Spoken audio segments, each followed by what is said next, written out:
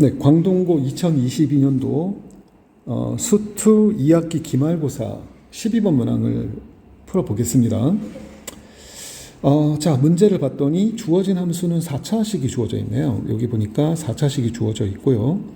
가족권에서 봤더니 도함수죠. 도함수가 0이 되는 실근이 두 개가 나온다는 걸 알고 있고요. 그 알파와 베타는 0은 아니겠네요. 이제 보니까 0은 아닙니다. 왜냐면 곱해서 마이너스 9가 나왔으니까요. 자, 그리고 그 극대값은 0이다. 이런 뜻입니다. 자, 그렇다면 4차 함수를 미분한 3차 함수가 서로 다른 세실근을 갖는다는 걸 알게 되고요. 자, 이 부분을 미분을 한번 쳐보겠습니다. 자, f'x를 미분을 치게 되면, 자, 보시다시피 c라는 함수값은 주기 때문에 c 값은 죽으니까 결국은 미분하게 되면 x를 묶일 것 같네요. 4x 제곱 더하기 3ax 제곱이니까 3ax, x로 묶었어요. 플러스 2b가 될 겁니다.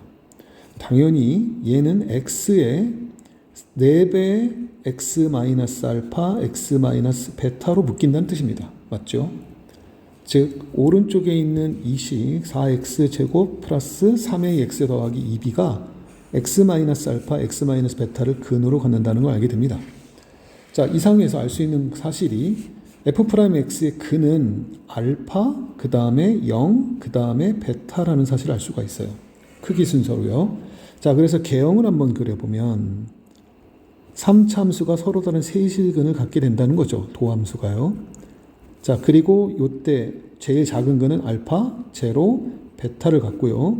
자, 이 상태를 가지고 원래 함수의 그래프 개형을 그려보면 알파에서 음수에서 양수로 바뀌기 때문에 도함수의 부호가 극소가 될 거고요.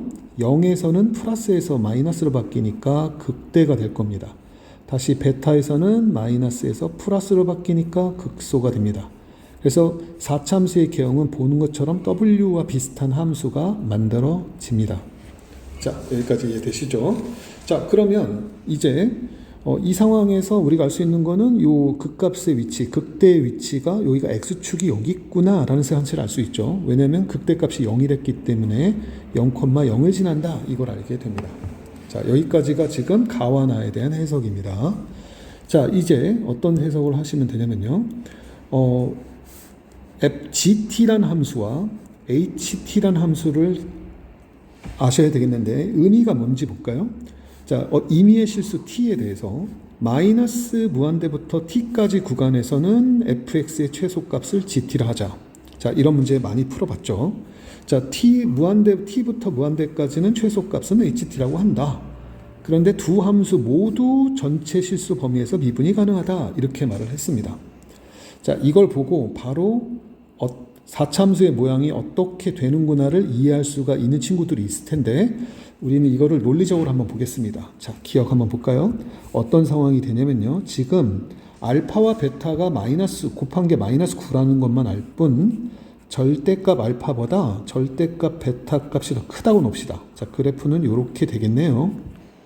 죄송합니다. 잘못 그렸죠. 도함수를 그려보면 다음과 같이 됩니다. 자, 3차 함수니까 이런 식으로 그려지겠다.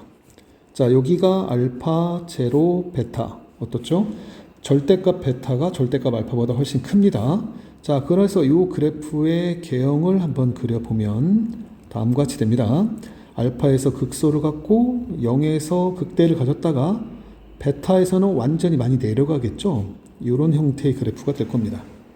자, 이런 그림이었을 때 저희가 GT의 그래프를 해석해 보자, 이렇게 되는 겁니다. 자, GT의 그래프를 빨간색으로 표현해 볼 건데요. 자, t 값이 움직일 때마다 어떤 생각인지 봅시다. t가 지금 알파보다 작은 경우를 봅시다. t가 알파보다 작은 경우에서 마이너스 무한대부터 t까지 계산했을 때 최소값은 당연히 이 곡선 위의 점 아닙니까? 그렇죠? 그러니까 무슨 말이죠? 알파 이전까지의 t는 함수의 그래프를 따라 내려온다, 이런 뜻이죠. 그 다음에 알파를 넘어가 볼까요? 즉 t 값이 알파와 0 사이면 어떻게 되죠? 마이너스 무한대부터 t까지의 최소값은 이 값 아닙니까? 즉 어떤 값이냐면 f의 알파 값이 최소값입니다. 그 최소값을 t의 위치에다 찍어라 이런 뜻이죠. 즉 t가 오른쪽으로 이동할 때마다 f 알파 값으로 일정할 겁니다. 쭉 진행되겠죠. 어디까지요? 이 직선의 방정식이 y는 f 알파인데 그 f 알파가 누구랑 만날 때까지? 원래 있던 함수 fx랑 만날 때까지요. 요 만나는 점을 s라고 놓으면요. s가 되는 동안까지는 함수가 일정하게 진행하다가 t 값이 s를 넘어가면 다시 그래프를 따라 내려가고요. 다시 여기서 이게 베타죠. 베타에서 만나서 t 값을 베타보다 크다라고 놓으면 최소값이 f 베타이므로 f 베타를 가지고 일정하게 그려진다. 지금 빨간색 그래프 보이죠? 계단처럼 내려오고 있습니다. 자, 이렇게 되다 보니까 이 그래프가 지금 우리는 이 빨간색 그래프가 y는 gt라는 그래프입니다. 자, 근데 뭐가 문제가 됐냐면 gt는 실수 전체에서 미분이 가능하다 그랬어요. 근데 문제가 s죠. S 구간에서는 요 뾰족점이 발생하지 않습니까? 뾰족점이니까 좌미분계수는 0인데 우미분계수는 음수가 되겠네요. 자, 다시 말해서 요 점에서는 뭐가 불가능하다? 자, 미분이 불가능하다 이런 얘기입니다. 자, 근데 문제 조건은 미분이 가능해야 된다 그랬죠. 왜 이런 일이 생겼냐 그랬더니 f 알파 값보다 f 베타 값이 훨씬 커서 그렇습니다. 따라서 f 베타가 f 알파보다 크거나 작거나 같아야겠네요. 자, 어떤 얘기냐면요. 저 그래프 개형을 다시 그려서 즉 이런 모양이 된다면 여기 알파와 베타 보이시죠? 이렇게 돼서 GT를 한번 그려볼까요? GT를 그리면 빨간색 그래프입니다. F 알파까지 온 다음에 F 알파로 일정하게 유지되니까 이 점에서 부드럽게 타고 넘어가죠. 즉 뾰족점이 발생은 안 합니다. 그래서 얘가 미분이 어떻다? 이때는 미분이 가능해진다라는 뜻입니다. 자, 다시 말해서 F 베타가 더 커야 된다는 얘기죠. 죄송합니다. 근데 여기 또 잘못 썼네요. 이 F 베타가 더 커야 된다는 얘기죠. 이렇게 돼야 문제 조건을 맞는다는 얘기입니다. 자, 제가 말 잘못한 거 이해되시죠? 자, 그러니까 절대값 알파보다 절대값 베타가 크게 되려면 GT의 입장에서 보면 F 알파가 F 베타보다 당연히 작거나 같아야만 성립이 된다. 이런 뜻입니다. 자, 이제 관점을 이제 반대되는 경우를 한번 볼게요. 절대값 알파가 절대값 베타보다 더 크다. 자, 도함수의 입장에서 그림을 그려보면요. 자, 이런 식으로 그려질 거다. 여기가 알파고 여기가 제로고 여기가 베타다. 자, 이 상태로 그래프 개형을 다시 그려보면요. 자, 여기서 극소를 갖고요. 쭉 올라갔다가 극대를 가진 다음에 베타에서는 조금만 내려가겠죠. 자, 이런 그래프가 됩니다. 자, 이 그림은 바로 이 그림과 똑같죠. 무슨 뜻이죠? GT의 입장에서 보면 그래프가 문제 조건을 만족한다는 뜻입니다. 자, 이제 그럼 어디를 다 조사해 봐야 되겠죠? HT를 조사해 봐야겠죠. 자, HT는 어떤 거냐면요. 구간이 T부터 무한대까지입니다. 자, 계산해 볼까요? 자, 이제 또 빨간색으로 그릴 겁니다. 자, T를 한번 그려 보겠습니다. T가 베타보다 오른쪽이라고 생각해 보면요. T부터 무한대까지 최소값은 이 곡선 위의 점인 FT가 최소값입니다. 그러니까 그래프가 이 빨간색 그래프를 따라 내려올 겁니다. 자, 그렇게 쭉 내려오다가 베타까지 내려오겠죠? T가 오른쪽, 즉 0과 베타 사이에 T가 결정이 되면요. 최소값은 F베타로 일정하지 않습니까?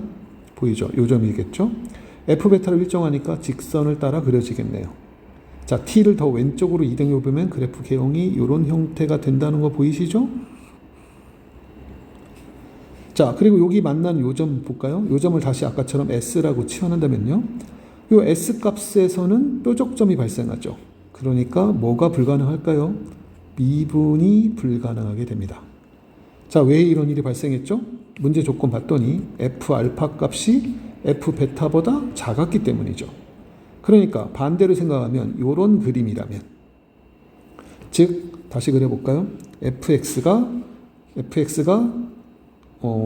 요렇게 그려져야겠네요. 이런 식으로 그려진다면 빨간색이 이제 HT니까요. HT의 그래프는 요렇게 그려질 겁니다.